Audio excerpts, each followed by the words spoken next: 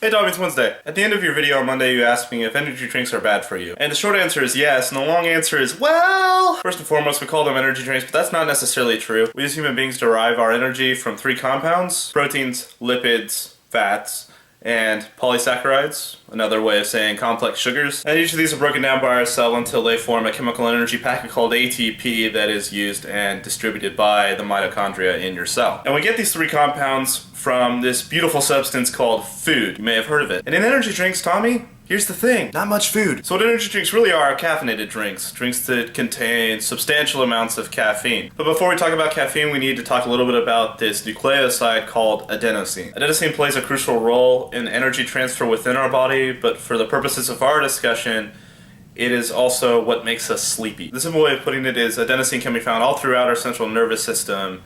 At a certain point in the day, it'll concentrate in heavy amounts in our brain. And this concentration gives us the tired feeling and makes us want to fall asleep. Caffeine is an adenosine inhibitor, which basically means it suppresses the adenosine's function. Basically, the caffeine compound enters the brain, attaches to the adenosine nucleoside, and gives us this temporary illusion for the next hour or two that we are more awake. However, it does not actually provide us with energy. How much caffeine can our bodies take before it becomes dangerous? The toxic dose of caffeine for a human being is approximately a gram. A 16-ounce can of Monster only has 160 milligrams of caffeine. 24-ounce can has 240 milligrams. On the energy can, it'll tell you you should not exceed 4 per day, and that's definitely true of the 24-ounce can, but you have a little more leeway at the 16-ounce can. Frequent high doses of caffeine can lead to anxiety, insomnia, depression, heart palpitations, and even, in extreme cases, death. So in that sense, yes, it is unhealthy. But the more significant reason energy drinks are unhealthy is its empty caloric content and its lack of nutrients or anything your body actually needs. Honestly, all the fancy sounding ingredients such as ginseng and taurine actually don't really do anything. Also, the B vitamin minerals that are on the can mostly just get expelled from your body. So really what you're just drinking is caffeinated carbonated sugar water. But honestly, if you need caffeine on a given day, you should really tend towards coffee or tea, which tends to be healthier for you since it's organic. So I hope you enjoyed my brief discussion on energy drinks. Since I gave you a chemistry lesson today, on Friday, Tommy, I want you to give me a physics lesson. On Tuesday, the Nobel Prize in Physics was awarded